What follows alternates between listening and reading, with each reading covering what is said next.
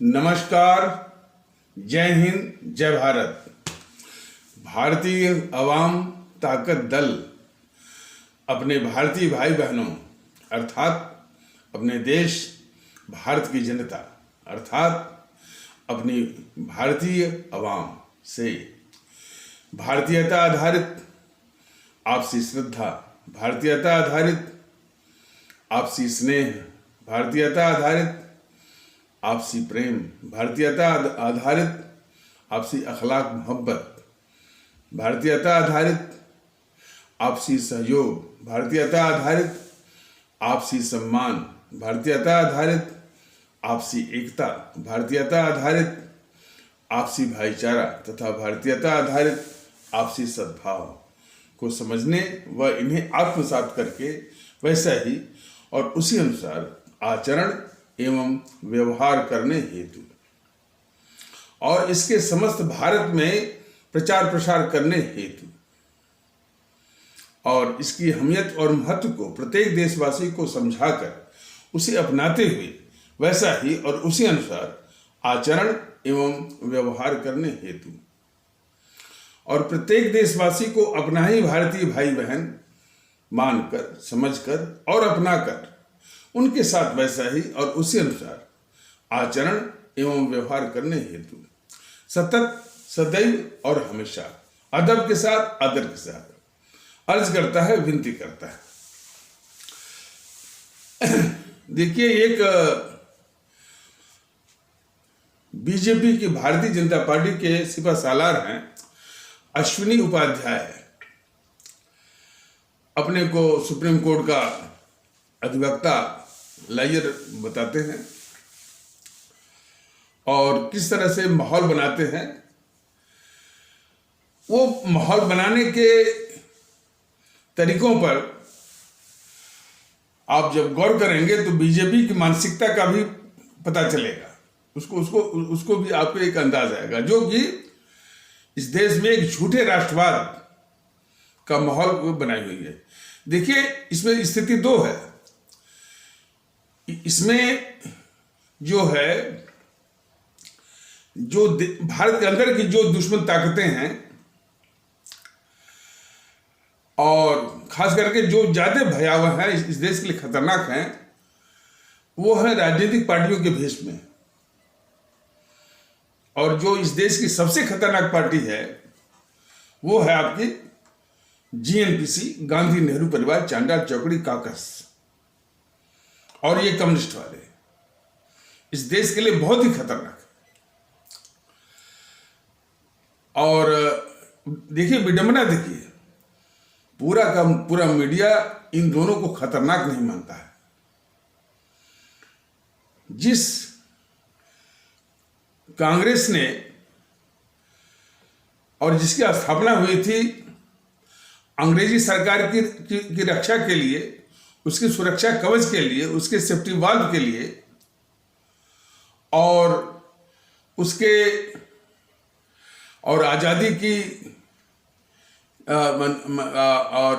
की जंग के दौरान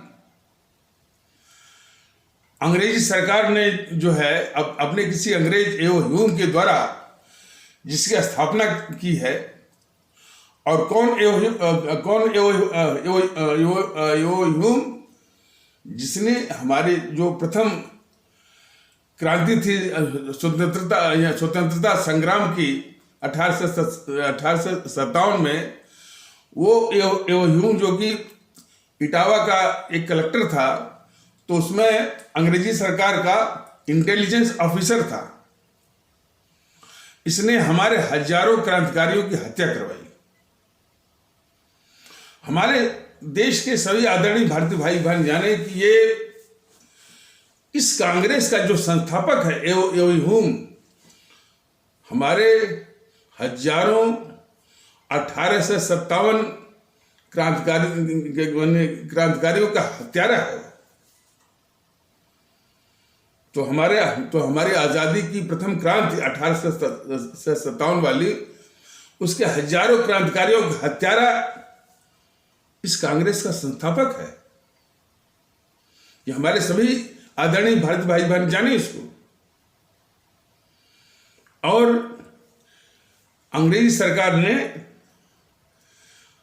अब अपनी एक मुखबिरी के लिए उसको आवश्यकता इसलिए पड़ी कि जब 1857 की हमारी क्रांति को, जो कि वो सब उसको बगावत बोलते थे, म्यूटिनी बोलते थे।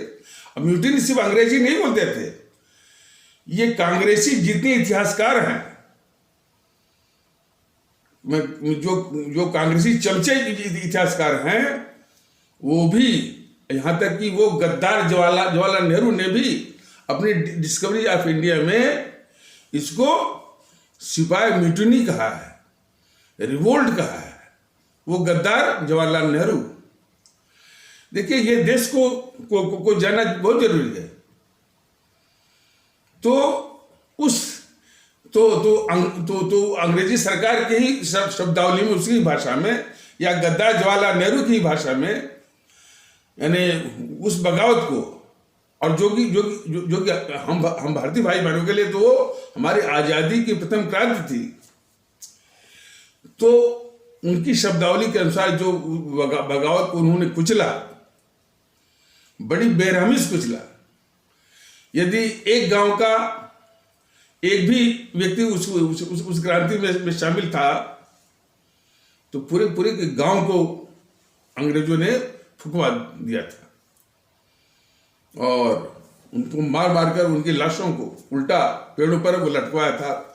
लोगों को, यानी बगावत में, लोगों को क्रांति करने के खिलाफ आतंकित करने के लिए, टेरराइज करने के लिए, तो बेरहमी से उसको कुचला। लेकिन फिर भी अंग्रेजी सरकार एक बहुत चिंतन में पड़ गई थी कि उसका ये कहना था कि हमने इस बगावत को कुचल तो दिया, लेकिन ये था बड़ा खतरनाक। थोड़ी सी गफलत होती तो हमारी हुकूमत भी जा सकती थी। इसलिए हमको कुछ ऐसा एक इंतजाम, अरेंजमेंट, एक व्यवस्था चाहिए जो हमको ये खबर कर दे कि साहब इस मुद्दे को जरूर देख लीजिए, वरना इस मुद्दे को लेकर के जो भारत की जो जनता है बहुत क्रोधित है, आंदोलन पर आमादा है। आपकी सरकार को भी उखाड़ने के लिए जो है वो आपकी सरकार को भी उखाड़ने के लिए वो तैयार हो रही है। तो हम उस मुद्दे को समझ करके कुछ थोड़ा बहुत इधर उधर उसको एक टिंकरिंग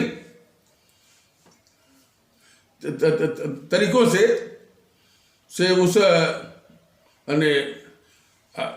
मैंने अंग्रेजी सरकार के खिलाफ बगावती आंदोलन को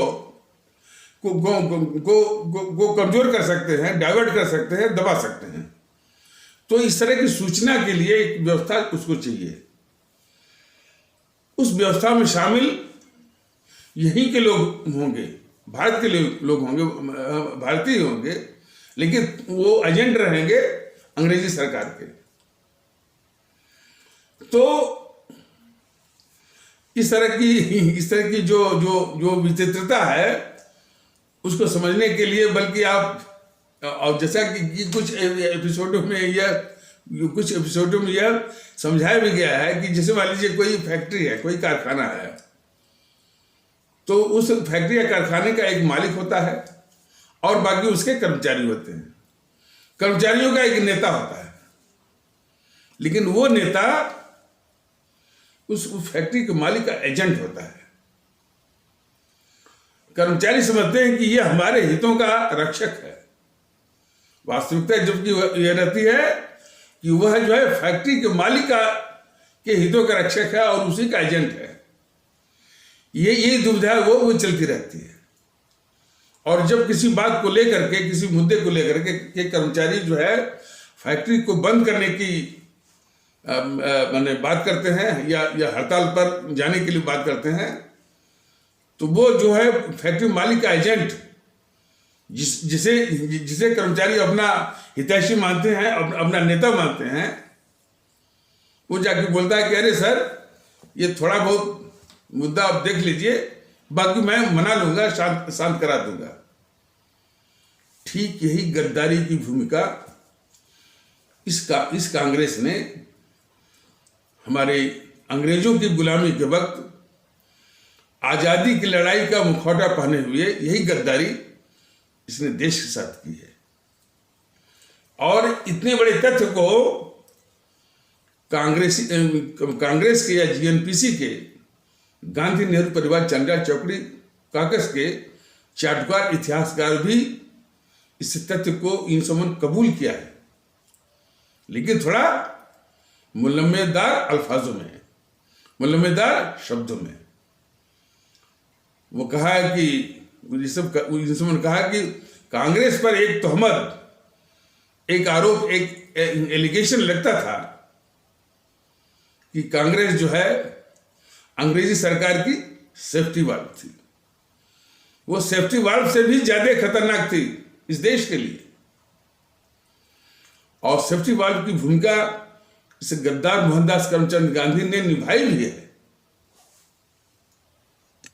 ये सब बताने का मुख्य तात्पर्य यह है कि इस कांग्रेस का क्या चरित्र रहा है और किस तरह से ये किताबों में, हमारे बच्चों के दिमाग में, हमारे जो भारतीय भाई बहन हैं उनके दिमाग में ठूसा हुआ है। पूरा एक जहरीला वातावरण जो है वो छाया हुआ है कि इन समूहों ने आज़ादी की लड़ाई लड़ी, आज़ादी लाई, तरह तरह की बात। और उसी को इसका जो इस कांग्रेस का जो छोटा भाई है बीजेपी या मोदी जी, उसी को पुख्ता करते हैं। और यही नहीं, इन समूहों ने जिन्होंने वास्तविक रूप से आज़ादी की लड़ाई लड़ी और जिन लोगों ने मैंने वो जेल की और काल कोठरियों की कठिन यातनाएं झेली, उस सबको इन कांग्रेसियों ने अपने चाटुकार इतिहासकारों के द्वारा, चाटुकार बौद्धिक वर्ग के द्वारा, चाटुकार मीडिया और पत्रकारों के द्वारा उनको हमेशा पृष्ठभूमि बैकग्राउंड में रखवाया और किसी को तो बदनाम भी करवाया। ये कांग्रेसी हमारे शहीद आजम भगत सिंह को आतंकवादी के रूप में दर्ज कराया है। हमारे देशवासियों को कदापि नहीं भूलना चाहिए और हमारे खास करके पंजाब में रहने वाले भारतीय भाई बहनों को कदापि नहीं भूलना चाहिए कि इस कांग्रेस ने हमारे शहीद आजम भगत सिंह को आतंकवादी के रूप में दर्ज कराया है। ये तथ्य मैं नहीं कह रहा हूं। जब वो मनमोहन यूपीए सरकार में प्रधानमंत्री था और उससे पत्रकारों ने पूछा कि क्या सर ये बात सही है कि क्या सरकारी अभिलेख में भगत सिंह को आतंकवादी के रूप में दर्ज है? इस बात को वो मनमोहन को मैं गद्दार कहूंगा इस देश का, तो वो इसी तथ्य को, इस हकीकत को वो भी कबूला, लेकिन किस तरह से घुमावदार और जो है डाइवर्जनरी टैक्टिक के द्वारा उसने जवाब दिया। उसने ये कहा, मनमोहन सिंह ने, कि भाई, अरे भाई, ये भगत सिंह जैसे लोग इतने बड़े हैं, इतने महान हैं कि वो सरकारी अभिलेख के मोहताज नहीं है। देखिए किस तरह से कबूला वो। इसका मतलब कि इन कांग्रेसियों ने हमारे शहीद आजम भगत सिंह, और कौन भगत सिंह, सिर्फ पंजाब में ही नहीं पूरे देश में कुर्बानी और शहादत के सबसे बड़े आदर्श, सबसे बड़ी प्रतिमान हमारे आपके दिलों में वो आज भी जीवंत हैं, धधक रहे हैं, वो लाइव है। उसको इन गद्दार कांग्रेसियों ने आतंकवादी के रूप में लिखवाया और इसमें क्या सबको, उधम सिंह को यही गद्दार मोहनदास करमचंद गांधी कार बोला, यही गद्दार जवाहरलाल नेहरू कार बोला। तो इस कदर ये तो आजादी की लड़ाई के वक्त में ये कांग्रेस ने इस मुल्क के साथ गद्दारी की है, और कई वर्षों तक जब इसकी स्थापना जो है वो ये हुई, कौन ये हुई? हमारे हजारों क्रांतिकारियों का हत्यारा। कौन क्रांतिकारी? हमारे जो प्रथम आजादी की क्रांति 1857 की, उसका हत्यारा जो है इस कांग्रेस का संस्थापक है। इसीलिए हर पार्टी अपने संस्थापक का जन्म दिवस मनाती है। समाजवादी पार्टी अपने संस्थापक गुलाम सिंह का जन्मदिन मनाती है। बीजेपी या जनसंघ अपने संस्थापक डॉक्टर श्यामा प्रसाद मुखर्जी का जन्मदिवस मनाती है। ये कांग्रेस इसी शर्म के मारे जो है ह्यू का जन्मदिवस नहीं मनाती है। वो कैसे मनाएगी? हमारे हजारों क्रांतिकारियों के हत्यारों का जन्म दिवस वो मनाएगी? तो ये उसका डीएनए है कांग्रेस का। लेकिन हमारे आदरणीय भारतीय भाई बहन जाने, इसमें सिर्फ कांग्रेस के डीएनए से कुछ नहीं होगा। इस कांग्रेस की रक्षा करने वाले ये मोदी जी हैं, ये बीजेपी वाले हैं। ये जो देश को तोड़ने वाला है वो जो है भारत जोड़ो की यात्रा कर रहा है अपने देश में। और काफी लोग नहीं, बल्कि बीजेपी की सिपह सालार जो यूट्यूबर है, एक है वो संजय दीक्षित, जो कि जयपुर डायलॉग करके चलाता है, वो अपने चैनल में किसी का वो इंटरव्यू ले रहा था। तो वो ये कह रहा है कि वो सब ये कह रहे थे कि बीजेपी ने ही जो है इसके भारत जोड़ो यात्रा की पूरी व्यवस्था की थी। बात सही है, बीजेपी द्वारा प्रायोजित ही है इस गद्दार राहुल गांधी के, इस देश को तोड़ने वाले, इस देश का गद्दार, देश का लुटेरा, देश का डकैत और स्मगलर, जिस स्मगलर को वो वाजपेयी ने बचाया है। तो उससे ये बीजेपी वालों ने भारत जोड़ो यात्रा करवाई,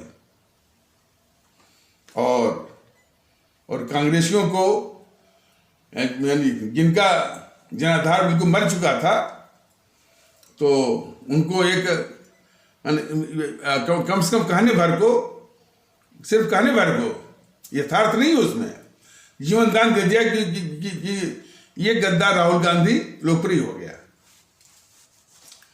तो ये वास्तविकता है कि जब बीजेपी का सिपहसालार यूट्यूबर संजय दीक्षित जैसे लोग खुद कबूल कर रहे हैं कि इस गद्दार राहुल गांधी की भारत, कौन गद्दार और देश को तोड़ने वाला, राहुल गांधी की भारत जोड़ो यात्रा बीजेपी और मोदी प्रायोजित थी। हमारे देश के लोग जाने, बिल्कुल हमारे देशवासियों को जानना जो वो बहुत जरूरी है। तो हमारे देश के लिए आवश्यक है कि इस जीएनपीसी या कांग्रेस तो इस देश के लिए अभिशाप है ही, इस अभिशाप को पालने वाला और उसके हर गतिविधि को समर्थन देने वाला बीजेपी, मोदी जी भी उतने ही अभिशाप है, उतने बड़े जो है इस देश के लिए अभिशाप बने हुए हैं। तो बात चल रही थी कि ये कांग्रेस का डीएनए क्या है, चरित्र क्या है। तो और उसके स्थापना के बाद कई वर्षों तक जो है उसके कांग्रेस के अधिवेशन में नारे लगते थे कि ब्रिटेन किंग लिव लॉन्ग, यानी ब्रिटेन के राजा या महारानी दीर्घायु हों, अमर रहें। इस तरह के नारे लगाते थे कांग्रेस वाले जो है, वो अंग्रेजों के प्रति वफादारी के अंग्रेजी सरकार के प्रति वफादारी में इस तरह के नारे लगाते कांग्रेस के अधिवेशनों में कि इंग्लैंड के महाराजा या इंग्लैंड की महारानी दीर्घायु हो, अमर रहे। ये चरित्र है कि इस कांग्रेस का। और इस कांग्रेस के, और ये सारी बातें कम है जो आजादी की लड़ाई का मुखौटा पहनी हुई है और पूरा दहाड़ती है, बीजेपी वालों के आगे दहाड़ती है, सबके आगे दहाड़ती है, अंगर के आगे की कि हमने आजादी की लड़ाई लड़ी। और सब जो है कायरों की तरह इस गद्दार कांग्रेस की दहाड़ को सब सुनते हैं और भीगी बिल्ली जो है वो बन जाते हैं। और विशेष रूप से भीगी बिल्ली जो है वो बीजेपी के प्रवक्ता बनते हैं। सुधांशु त्रिवेदी बनता है, समित पात्रा बनता है। ये चरित्र है बीजेपी वालों का, बीजेपी के सुधांशु त्रिवेदी और समित पात्रा का। इस देश के गद्दारों का, इस देश के दुश्मनों का, देश के लुटेरों का, देश को बांटने वालों का, देश को कमजोर करने वालों का दहाड़ सुनकर के ये भीगी बिल्ली बनते हैं सुधांशु त्रिवेदी और समित पात्रा जैसे लोग। और अपनी खीस मिटाने के लिए एक अलग थ्योरी, आक्रांता, मुगल, फलाने ढकाने, और इसी पर तमाम सवाल बनते हैं। चाहे अमिश देवगन हो न्यूज 18 का, चाहे ये अंजना ओम कश्यप हो आज तक का, सब वही मुसलमान मुगल। कितना जहरीला वातावरण जो है ये सब मिलकर के मीडिया वाले, कांग्रेस वाले और बीजेपी वाले मिलकर ये बनाए हुए हैं। और उसके इर्द गिर्द सभी आम आदमी पार्टी का ये संजय सिंह, इस संजय सिंह को दिखता नहीं है कि कांग्रेस जो है वो कितनी गद्दार है। इस संजय सिंह को नहीं दिखता है कि उसका जो है वो केजरीवाल जो है वो कितना देश का गद्दार है।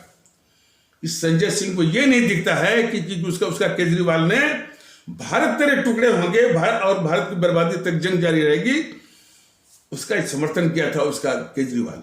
वो क्या बोलेगा संजय सिंह? हाँ, संजय सिंह बोलेगा इस कायर बीजेपी के आगे जरूर बोलेगा। तो इस गांधी ने सेफ्टीवाद की भूमिका निभाई है। पहला आंदोलन हमारा जिसको कि इन सबों ने नाम दिया था असहयोग, नॉन कोऑपरेशन, और खिलाफत तो वो खलीफत आंदोलन था टर्की वाला, जो कि चला रहे थे यहाँ के कुछ कट्टरवादी तत्व, हमारे इस्लाम आस्था वाले भारतीय भाई बहनों के, टर्की के खलीफा के समर्थन में। उसको ये गद्दार मोहनदास करमचंद गांधी ने उस खलीफत आंदोलन का नाम बदल करके कर दिया खिलाफत आंदोलन, और फिर उसको राष्ट्रीय आंदोलन का, आजादी की लड़ाई का आंदोलन का नाम दे दिया। किस कदर का गद्दार था ये मोहनदास करमचंद गांधी। और फिर आकर के यानी 30 साल बाद मैंने ये शुरू हुआ था 1919 में, और आकर के 1922 शायद 12 फरवरी को इसने उसको बंद करा दिया। बहाना लिया कि चोरी चोरा कांड हो गया है, एक बहाना लिया। हालांकि उसके इस बंद कराने पर हमारे लाला लाजपत राय, जो पंजाब केसरी लाला लाजपत राय, सुभाष चंद्र बोस और लोग जो एम ए अंसारी वगैरह जो है बहुत खफा हुए थे। उनका ये कहना था भाई आंदोलन बहुत मुश्किल से खड़ा होता है, और कहना अतिशयोक्ति नहीं होगा कि यदि इस गद्दार मोहनदास करमचंद गांधी ने उस आंदोलन को खत्म न किया होता, उसी वक्त ही हमारे देश के लोग अंग्रेजों को भगा दिए होते, उसी समय हमारा देश आजाद हो गया होता। लेकिन ये मोहनदास करमचंद गांधी तो इस अंग्रेजी सरकार का एक वफादार सिपाही था। ये बात वो कोई अंग्रेजी जो है वो सांसद था, हाँ, एलन बिल्किंसन ने कहा था कि in India, the only trusted soldier of British Empire is Mohandas Karamchand Gandhi.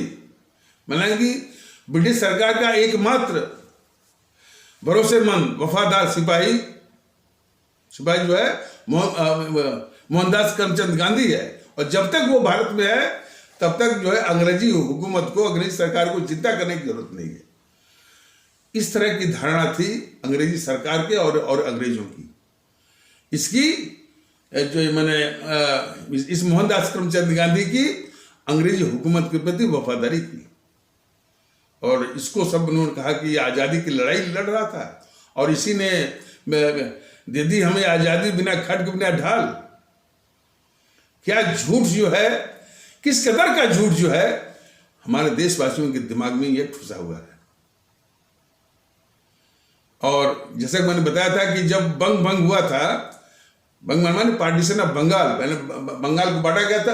ऐसे मैंने कहा ना कि 1857 जो हमारी क्रांति थी, कई विशेषता थी, लेकिन सबसे बड़ी विशेषता यह थी हिंदू मुस्लिम एकता। पूरे आदर्श में हिंदू मुस्लिम एकता मैंने उसकी पराकाष्ठा थी, उसकी मिसाल था, उसका शबाब था। तो इसलिए हिंदू मुस्लिम एकता से ये अंग्रेजी सरकार बिल्कुल भयभीत हो गई थी, और हिंदू मुस्लिम एकता को तोड़ के रखना है, ये उसकी सरकार की एक अविभाज्य नीति बन गई, पॉलिसी बन गई। और इस चीज को हमेशा याद रखना होगा और भूलना नहीं होगा। किसी अंग्रेजी सरकार ने 5 संस्थाएं अपने तत्वाधान में, अपने संरक्षण में बनाई है। पहली सबसे खतरनाक कांग्रेस को अंग्रेजी सरकार ने अपने किसी अंग्रेज ह्यूम के द्वारा बनवाया 1885 में। फिर दूसरी संस्था बनवाई मुस्लिम लीग 1906 में, और तीसरा जो है ये वामपंथी भारत के, उनकी स्थापना 1920 में, और फिर 1922 में हिंदू महासभा, जो कि इसमें विश्व हिंदू परिषद बना हुआ है, और 5वां ये राष्ट्रीय स्वयंसेवक संघ RSS 1925 में। ये पांचों संस्थाएं जो अंग्रेजी सरकार ने अपने संरक्षण में, अपने तत्वाधान में बनवाई, सिर्फ हिंदू मुस्लिम एकता को तोड़ने के लिए। आज भी ये संस्थाएं, आज भी हमारे देश में, यानी देश की एकता को तोड़ने के लिए, हिंदू मुस्लिम एकता को तोड़ने के लिए ये सब के सब सक्रिय हैं, सब इस देश की दुश्मन बनी हुई हैं। ये कांग्रेस, ये मुस्लिम लीग, ये वामपंथी, ये RSS वाले और विश्व हिंदू परिषद वाले।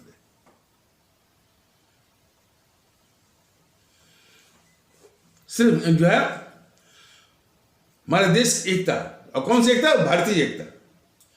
ये सब एकता की बात करते हैं, ये वजह नहीं है। बीजेपी वाले सिर्फ बात करते हैं, हिमांशु त्रिवेदी बात करता है, सिर्फ हिंदू एकता की बात करता है, वो भारतीय एकता की बात नहीं करता है। वो कोई जरा गौर से देखिए, इस देश को जरूरत है भारतीय एकता की। हिमांशु त्रिवेदी बात करता है हिंदू एकता की, सिर्फ वोट के लिए। हमारे परम आदरणीय राष्ट्र महानायक, राष्ट्रभक्त शिरोमणि नेताजी सुभाष चंद्र बोस, शहीद आजम भगत सिंह, अमर शहीद चंद्रशेखर आजाद, अमर शहीद अताकुल्ला, अमर शहीद खुदीराम बोस, जो कि मुजफ्फरपुर बिहार के थे,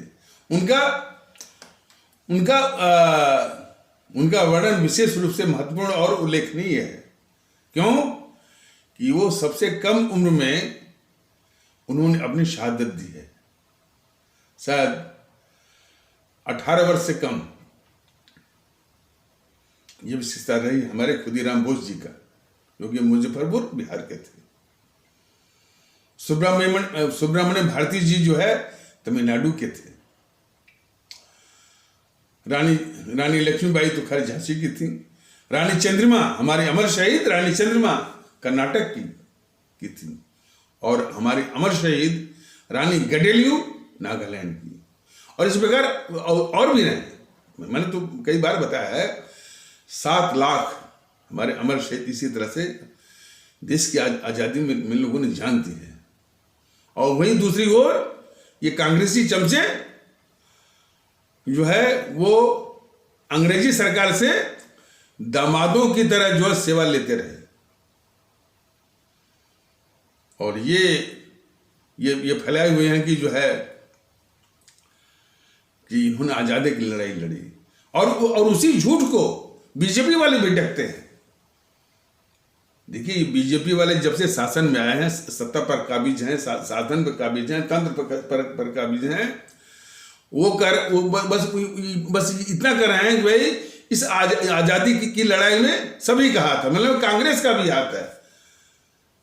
यानी बीजेपी वाले इस बात को प्रचारित करें कि इस आजादी की लड़ाई में कांग्रेस जो है, कांग्रेस का भी हाथ है, सबका हाथ है। बिल्कुल झूठ। इस कांग्रेस ने आजादी की लड़ाई नहीं लड़ी, बल्कि इस देश के साथ गद्दारी की है, अंग्रेजी सरकार के लिए मुखबिरी की है, दलाली की है। तो इस प्रकार से बीजेपी वाले हमेशा जो है इन कांग्रेसियों की रक्षा कर रहे हैं, इस देश के सबसे बड़ी अभिशाप, और वो भी राष्ट्रवाद के नाम पर। देखिए, कुछ लोग कह सकते हैं कि हमेशा इन समूह के चरित्र को दिखाने के लिए ये वीडियो जारी करते हैं, और कभी भी जो समस्या है, भ्रष्टाचार है, फलाने ढेका, अरे भ्रष्टाचार हुआ, और भी, और हमारे जो आवाम को जो खिदमत करना है, ये सब क्या बोलते हैं कि हमने उज्ज्वला में जो है वो गैस कनेक्शन दे दिया, हमने सबके खाते खुलवा दिए, सौभाग्य योजना में हमने जो है वो बिजली का कनेक्शन दे दिया, प्रधानमंत्री आवास में जो है वो मकान वो दे दिए। भैया, आप जो है हमारी आवाम को इस कदर आपने क्यों रखा कि आपकी भीख के वो मोहताज हैं। इस देश को रखना है तो आबादी जो है वो नियंत्रित आबादी रखिए, और आपकी भीख के और हर एक आदमी शिक्षित हो, वो हर एक जो है परिवार जो है कम से कम जो है वो सरकारी जो रेवड़ी, अब कहते हैं ना रेवड़ीबाजी, सरकारी रेवड़ी या मोदी की रेवड़ी पर आश्रित न हो। तो मोदी जी जो बांटे वो रेवड़ी नहीं है, केजरीवाल जो करता है वो रेवड़ी है। ये तो हालत है बीजेपी वालों का। तो जिसमें 1947 में हमारी आबादी जो है मुश्किल से 25 से 30 करोड़ थी, और उतनी ही आबादी होनी चाहिए। अमेरिका का क्षेत्रफल जो है हमारे देश के क्षेत्रफल का 3.5 गुना ज्यादा है, उसकी आबादी महज जो है 35 करोड़ है। चीन का क्षेत्रफल हमारे देश के क्षेत्रफल का 2.5 गुना ज्यादा है, और हम उसकी आबादी को छूने जा रहे हैं। मोदी जी जिसमें शासन में आए थे तो हमारे देश की आबादी 120 करोड़ थी, और इन्होंने लाकर के इसको 140 करोड़ कर दिया। ये तब से यदि मोदी जी आबादी विस्फोट पर चिंतित होते तो कम से कम 120 करोड़ को लाकर के 110 करोड़ 100 करोड़ के आसपास करते। लेकिन मोदी जी और बीजेपी वालों की चिंता होना तो बहुत दूर की बात। मोदी महोदय कहते हैं कि भाई ये तो हमारा डेमोग्राफिक डिविडेंड है, यानी आबादी विस्फोट जैसी समस्या को यह मोदी महोदय और बीजेपी वाले जो इस तरह से देश को भरमाते हैं कि ये उनका डेमोग्राफिक डिविडेंड है, मतलब कि एक आबादी का लाभांश है। कितनी बड़े ये देशद्रोही हैं बीजेपी वाले। आबादी विस्फोट जो बहुत बड़ी समस्या है। आबादी इस तरह से बढ़ती रही तो रोजगार और रोटी तो बहुत दूर की कौड़ी, रहने को घर नहीं मिलेगा, सांस लेने के लिए हवा नहीं मिलेगी, पीने के लिए पानी नहीं मिलेगा। ये स्थिति वो ला रहे हैं सब बीजेपी वाले और वो कांग्रेस वाले। और इस समस्या को एड्रेस करने के बजाय एक हवा, 4 बीबी 10 बच्चे, नहीं 40 बच्चे, यह हाल। अरे साफ मन से कानून लाओ ना, लागू करो, ईमानदारी से लागू करो, हर एक आदमी वो साथ देगा। और अनाप शनाप बातों पर जो है वंदे मातरम नहीं कहते हैं, ये नहीं कहते हैं, भारत माता की जय नहीं बोलते हैं। अरे कुछ गद्दार जैसे ये असदुद्दीन जैसे गद्दार लोग नहीं कहेंगे, लेकिन हमारा पूरा इस्लाम आस्था वाला भारतीय भाई बहन बिल्कुल कहता है, बिल्कुल वो भारत माता की जय बोलता है और वंदे मातरम भी बोलता है। और बीजेपी वाले जो है कान खोल के सुन लें, वंदे मातरम उर्दू में एक अखबार निकलता था लाहौर से, और वंदे मातरम हमारा इनकलाबी नारा था। और इन बीजेपी वालों का, ये सब बीजेपी राष्ट्रवाद के नाम पर इनका पाखंड है। ये देश के बड़े खतरनाक दुश्मन है। ये इस तरह फैलाते हैं कि हमारे इस्लाम आस्था वाले भारतीय भाई बहन वंदे मातरम का विरोध करते हैं, भारत माता के नारों का विरोध करते हैं। बस एक नारा, जय श्री राम। अरे यदि ये जय श्री राम कहते हैं तो दूसरी ओर से वो तैयार बैठा है, वो असदुद्दीन ओवैसी, वो बोलता रहता है अल्लाहू अकबर। और इन दोनों नारों का, जय श्री राम के और अल्लाहू अकबर के नारों का सख्ती से जो है इन्होंने वार्निंग दिया था लोकसभा अध्यक्ष जो है ओम बिरला जी, और ओम बिरला जी जो बीजेपी के ही हैं, उन्होंने जय श्री राम के खिलाफ और अल्लाहू अकबर के खिलाफ वार्निंग दिया था। लेकिन ये सब इतने बेहया हैं बीजेपी वाले कि मानते नहीं। इस देश में नारा सिर्फ एक ही चलेगा, हमारे सुभाष चंद्र बोस का जय हिंद और जय भारत, जो कि भारतीय जनता के बराबर इसको लगाता रहता है। अब तो कई बीजेपी के सिपासारा यूट्यूबर भी कहना शुरू कर दिए हैं जय हिंद जय भारत। बड़ी खुशी की बात है, वो भी कहें। लेकिन जय श्री राम यानी प्रभु राम को अपनी राजनीति में मत घसीटें। राजनीतिक जीवन में, सामाजिक जीवन में किसी भी पंथ का, किसी भी हमारे जो ईश्वरीय शक्ति को घसीटना जो है बहुत बड़ा पाप है, बहुत बड़ा पाप है।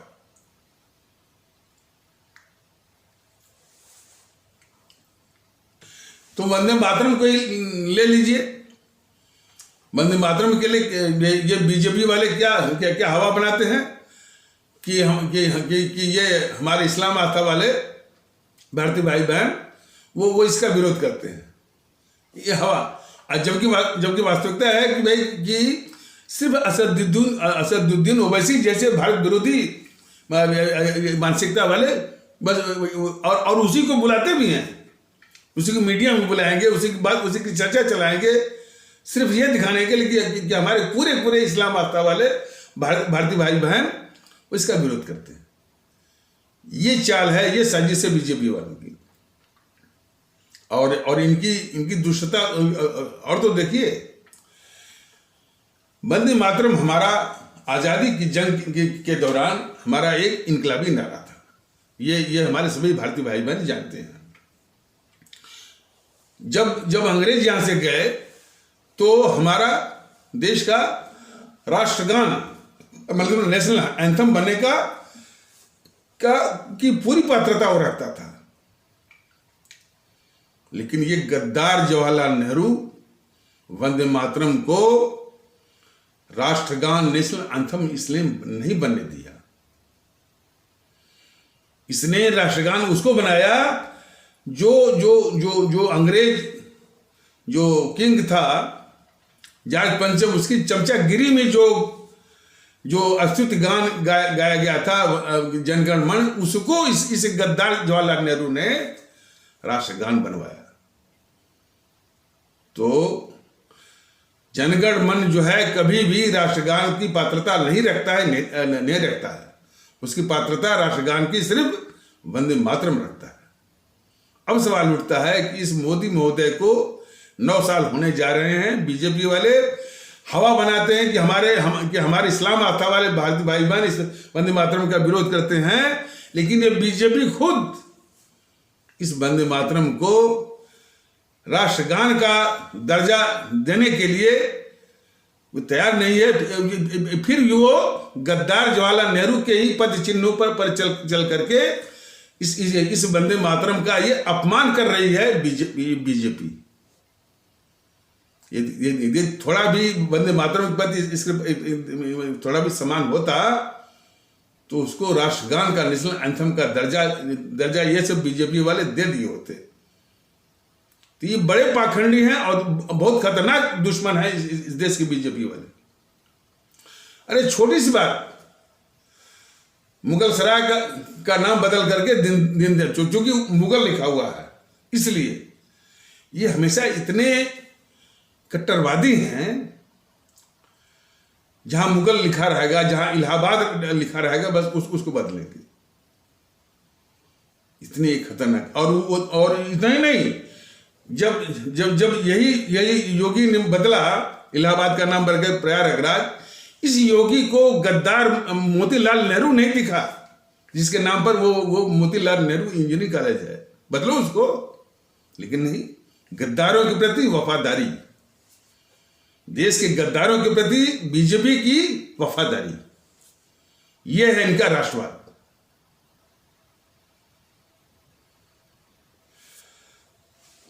अरुण जेटली का देहांत हुआ, उनके नाम पर कोई किसी स्टेडियम का नाम रखा जाना था। इन बीजेपी वालों को सिर्फ फिरोज शाह कोटला दिखा, क्योंकि वहां लिखा हुआ फिरोज शाह, इस्लाम आस्था वाले भारतीय भाई बहनों का नाम वहां पर है, तो उसी को बदलेंगे। इनको गद्दार जवाहरलाल नेहरू के नाम पर नेहरू स्टेडियम वो नहीं दिखा। तो हमारे सभी भारतीय भाई बहन जरा ये समझे हैं कि देश के गद्दारों के प्रति वफादारी ही इनके राष्ट्रवाद की असलियत है। तो नेहरू स्टेडियम जो उस गद्दार नेहरू के नाम पर बना हुआ है, वो इन समूह को नहीं दिखा। अपनी इस देश विरोधी हरकत को छुपाने के लिए ये सब भी एक, जिस प्रकार इन कांग्रेसियों ने हमारे सारे अमर शहीदों को पृष्ठभूमि में रखवा करके झूठ का माहौल कि हमने आज़ादी की लड़ाई लड़ी, हमने आज़ादी लाई और जो है हमारे ही वजह से अंग्रेज भागे, सब झूठा। उसी प्रकार से ये दूसरे झूठे आ गए बीजेपी वाले। और ये जो है एक राष्ट्रवाद का, अरे राष्ट्रवाद मतलब होता है कि राष्ट्रभक्ति से मतलब होता है। राष्ट्रभक्ति का कदाप मतलब नहीं होता है कि देश के गद्दारों की रक्षा करना। ये कम्युनिस्ट वाले क्या है? कम्युनिस्ट वाले इन कम्युनिस्टों ने रूस में 2 करोड़ लोगों की हत्या करके जो है रूस पर कब्जा किया था। चीन में 10 करोड़ लोगों की हत्या करके इन सब ने कब्जा किया था। तिब्बत में 80 लाख हमारे बौद्ध धर्म के अनुयायी वो तिब्बतियों की हत्या करके तिब्बत पर कब्जा किया था। और उसी का एक मतलब कि एक सहायक मान सकते हैं इन कम्युनिस्टों का एक कंबोडिया या जिसको कंबोडिया भी कहते हैं कभी कभी। तो कंबोडिया का शासक था पॉट, उसने 20 लाख लोगों की हत्या किया था।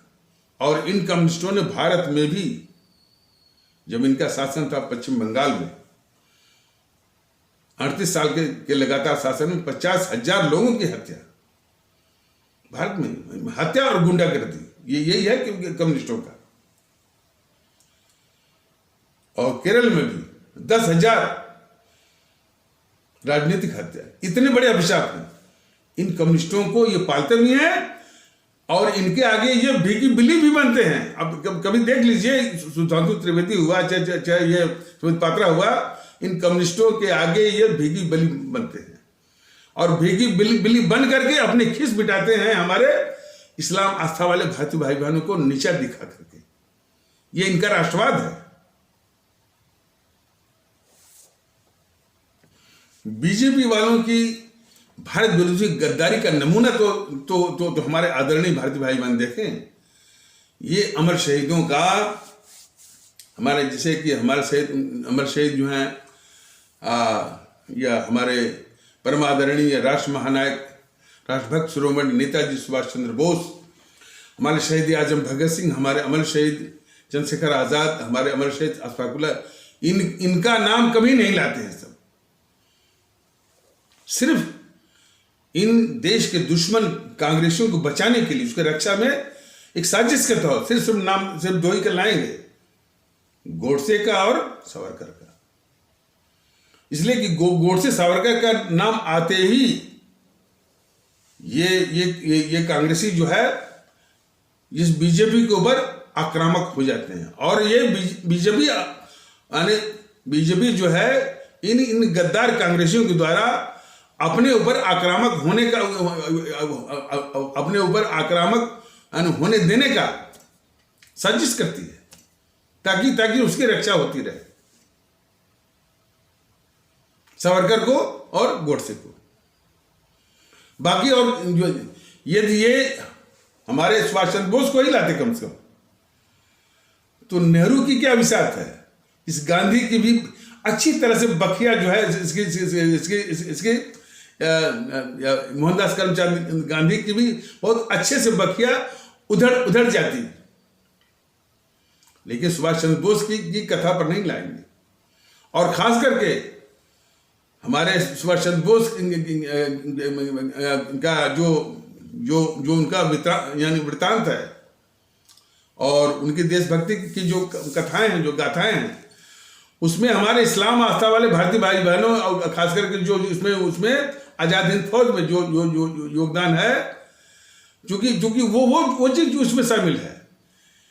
तो ये बीजेपी वाले हमेशा जो उनके अंतर मन में, यानी to the core of their heart, हमेशा इस्लाम आस्था वाले भारतीय भाई बहन विरोधी एक भावना काम करती है, या मुस्लिम विरोधी आप मान लीजिए। हालांकि भारतीय जनता दल तो मुस्लिम नाम लेना जो है ये कदाचित उचित नहीं मानता है।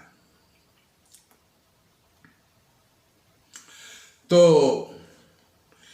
हमारे इस्लाम आस्था वाले भारतीय भाई बहन विरोधी एक मानसिकता काम करती है बीजेपी वालों की, और इसीलिए जो है वो सुभाष चंद्र बोस को आगे नहीं लाते। इसलिए सुभाष चंद्र बोस उनकी आजाद हिंद फौज के संबंध में तमाम हमारे इस्लाम आस्था वाले भारतीय भाई बहनों का काफी जिक्र आता है, जिन्होंने इस मुल्क की खातिर अपनी जानें दी और जो है देशभक्ति निभाई। इसलिए नहीं लाते, सिर्फ इन गद्दार कांग्रेसियों को बचाने के लिए सावरकर को और गोडसे को लाते रहते हैं। अब गोडसे के विषय में तो यानी उस बहुत बड़ी दुविधा को भी झेलने के लिए सब तैयार हैं बीजेपी वाले। ये बीजेपी वाले उस मोहनदास करमचंद गांधी कौन, जिसने इस देश को बांटा, वो तो कांग्रेसियों ने अपने हित के लिए, अपनी रक्षा के लिए उसको राष्ट्रपिता बना दिया। हिमांशु त्रिवेदी कभी कभी सवाल भी करता है। देखिए हिमांशु त्रिवेदी जैसे लोगों की यानी डबल स्टैंडर्ड जिसे आप कहते हैं, अब कुछ लोग इसी डबल स्टैंडर्ड को दोगलापन भी कहते होंगे, लेकिन डबल स्टैंडर्ड या दोहरा चरित्र। सुधांशु त्रिवेदी, उसके बीजेपी, उसके मोदी महोदय जो है इस मोहनदास करमचंद गांधी को राष्ट्रपिता भी कहेंगे, और फिर वही जो है हिमांशु त्रिवेदी सवाल भी उठाता है कि भाई चाहे वो चंद्रगुप्त मौर्य हो और चंद्रगुप्त विक्रमादित्य हो या कोई भी हो, या अशोक हो, जो भी हो, ये सब जो हमारे वो धरती पुत्र हैं। यहाँ तक कि सुधांशु त्रिवेदी ने ये उदाहरण दिया कि हमारे प्रभु राम हैं या प्रभु कृष्ण हैं, वो भी कहते रहे कि जननी जन्मभूमि से स्वर्गादप गरियसी। उन्होंने भी इस भारत भूमि को जो है अपनी माता माना है। ये राष्ट्रपिता वाली बात जो है कहाँ से आई है? लगता है कि ये आयातित है, इंपोर्टेड है। यहाँ तक तो सुधांशु त्रिवेदी महोदय कहते हैं। और उन्हीं का बीजेपी और उन्हीं के मोदी महोदय उसी मोहनदास करमचंद गांधी को, जो इन कांग्रेसियों ने राष्ट्रपिता बना दिया है, इसे पूछते भी हैं। इन्हीं के शासनकाल में जितने भी राजनयिक आते हैं विदेश से, चाहे वो राष्ट्राध्यक्ष हो, चाहे कोई भी हो, उसी गद्दार मोहनदास करमचंद गांधी की समाधि पर सब उसको ले जाते हैं। और जो है राम वाला है उस पर जो है फूलमाला विदेशी जो है राजनयिकों से या विदेशी राष्ट्राध्यक्षों से फूलमाला वो चढ़वाते हैं, ये बीजेपी वाले। और फिर जो उसके तथाकथित हत्यारे, हम वैसे भारतीय वामपंथी का दल गोडसे को इस मोहनदास करमचंद गांधी का असली हत्यारा नहीं मानता है, ये भी जान लीजिए। भारतीय वामपंथी का दल नाथूराम गोडसे को मोहनदास करमचंद गांधी का असली हत्यारा नहीं मानता। असली हत्यारा वो नेहरू था, वो साजिश करता था, वो पर्दे के पीछे। लेकिन फिर भी जो प्रचारित किया गया उसके अनुसार, तो एक और ये बीजेपी वाले मोहनदास करमचंद गांधी को राष्ट्रपिता के रूप में पूजा करते हैं और उसके तथाकथित हत्यारे नाथूराम गोडसे को देशभक्त भी बताते हैं। तो ये देखिए बीजेपी वालों की दुविधा, डबल स्टैंडर्ड, दोहरे चरित्र की पराकाष्ठा। जहां तक कि सावरकर जी का सवाल है, भारतीय वामपंथी दल फिर स्पष्ट करना चाहता है कि सावरकर जी हमारे महान क्रांतिकारी थे, बहुत बड़े देशभक्त थे। ये दबी जबान से तो कहते हैं ये बीजेपी वाले क्रांतिकारी, लेकिन जब भी इनका सामना होता है इस गद्दार कांग्रेसियों से, तो फिर ये भीगी बिली बन जाते हैं और दुबक जाते हैं और उसी का समर्थन करते हैं। जो वो आरोप सब बताइए कितना बड़ा दुख होता होगा देशवासियों को कि ये गद्दार, ये कांग्रेस जो है हमारे क्रांतिकारियों को अपमानित करती है, और ये अपमानित जो है बीजेपी करवाती है। इन गद्दार कांग्रेसियों ने 1857 की क्रांति को गद्दार जवाहरलाल नेहरू कहता था कि ये सिपाही म्यूटिनी है, माने बगावत है। और ये बगावती वाला जो शब्दावली है वो अंग्रेज जो हमारे दुश्मन थे अंग्रेज, उनकी शब्दावली है, उनके शब्द हैं। और वही शब्द का प्रयोग जो है इसने अपनी गद्दार जवाहरलाल नेहरू ने अपनी डिस्कवरी ऑफ इंडिया में किया हुआ है। और जितने भी ये मैंने वो चमचे किस्म के वो इतिहासकार हैं जीएनपीसी के, वो भी उसको सिपाही म्यूटिनी और रिवोल्ट और वो बगावत का नाम दिया है। और कम से कम इस देश को, हमारे इस राष्ट्र को, इस कृतज्ञ राष्ट्र को हमारे वीर सावरकर का ऋणी होना चाहिए कि उन्होंने पहली बार,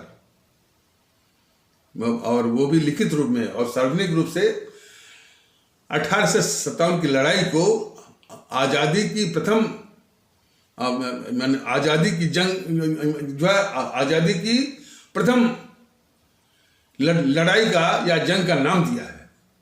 और इसीलिए उन्होंने किताब भी लिखी है, सावरकर जी ने किताब भी लिखी है, फर्स्ट वार ऑफ इंडिपेंडेंस। तो अब सवाल होता है कि ये कांग्रेसी जो है 1857 को, अच्छा, और ये कांग्रेसी इतिहासकार उसको महत्वहीन भी करते हैं। ये कांग्रेसी जो इतिहासकार जो है 1857 की हमारे जो प्रथम क्रांति है उसको महत्वहीन भी करते हैं, तो कई तरह से वो यदि हम वो वर्णन करना हम शुरू करते हैं तो विषय भटक जाएगा। तो महत्वहीन भी करते हैं, और ये गद्दार जवाहरलाल नेहरू उसको जो है सिवाय मिट नहीं बोलता है। अब उसके विरुद्ध जब हमारे महान क्रांतिकारी देशभक्त सावरकर जी ने इसको यदि उसको फर्स्ट वार ऑफ इंडिपेंडेंस कहा और इसके संबंध में उन्होंने किताब भी लिख दी, यही खुंदक है इन गद्दार कांग्रेसियों की कि हमेशा जब भी मौका आता है तो एक झूठा एक माहौल जो है वो खड़ा करते हैं, और ये गद्दार राहुल गांधी ये बराबर ये बोलता रहता है। देखिए, जब भी मैं गद्दार कहता हूं, हमारा तात्पर्य सिर्फ एक ही है कि ये देश ये भारत का गद्दार है। गद्दार के विषय में भी कई ये असल बात है कि जितनी भी अवधारणाएं हैं, इन सबों ने सभी अवधारणाओं को जो है वो प्रदूषित कर रखा है।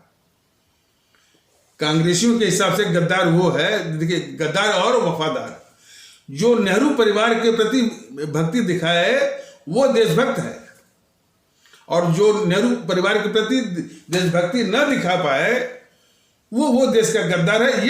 ये परिभाषा है इन कांग्रेसियों की। और बीजेपी की क्या है, जो हिंदू सनातन के प्रति भक्ति दिखाता है वो देशभक्त है, और जो हिंदू सनातन के प्रति देशभक्ति न दिखाए वो देश का गद्दार है। देश के प्रति वफादार है या देश के खिलाफ गद्दार है, इस अवधारणा का कोई स्थान न तो इन कांग्रेसियों में है, न तो इस बीजेपी में। लेकिन भारतीय जनता दल के गद्दार का मतलब है हमारे इस देश का गद्दार। और यही नहीं, इन देश के गद्दारों को मैंने कहा ना कि मैंने बचाने के लिए, उसकी रक्षा करने के लिए इन बीजेपी वालों ने कई तिकड़म किए हैं, कई साजिशें की हैं। बीजेपी के जितने भी वो सिपाहसालार हैं, तो देश के खिलाफ जितनी गद्दारियां हैं उस पर तो ये कुंडली मार के बैठ गए हैं। कभी कभी ऐसा नहीं है, कभी कभी जयपुर डायलॉग हुआ, और ये मनीष ठाकुर भी शायद उनको वो एक सतीश चंद्र मिश्र है लखनऊ के, उनको बुलाते रहते हैं। और कभी ये पुष्पन कुलश्रेष्ठ भी शायद इनको कपिल कुमार को, और जयपुर डायलॉग जो संजय दीक्षित चलाते हैं उसमें कपिल कुमार और एक कोई जो है वो अनुधर है, उनको बुलाते रहते हैं। ये जितनी मंडली है, ये चाहे कपिल कुमार हो, चाहे अनुधर हो, चाहे जीडी बख्शू हो, इनकी हालत जरा देखिए। ये सारा वर्णन कर देंगे, लेकिन नेहरू को गद्दार नहीं बोलेंगे, मोहनदास करमचंद गांधी को गद्दार नहीं बोलेंगे। क्या फायदा भाई?